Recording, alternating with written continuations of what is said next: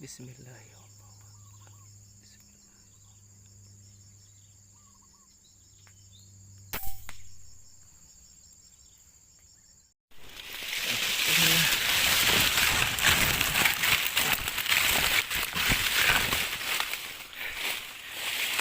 Alhamdulillah wa syukurillah, bersyukur padamu ya Allah.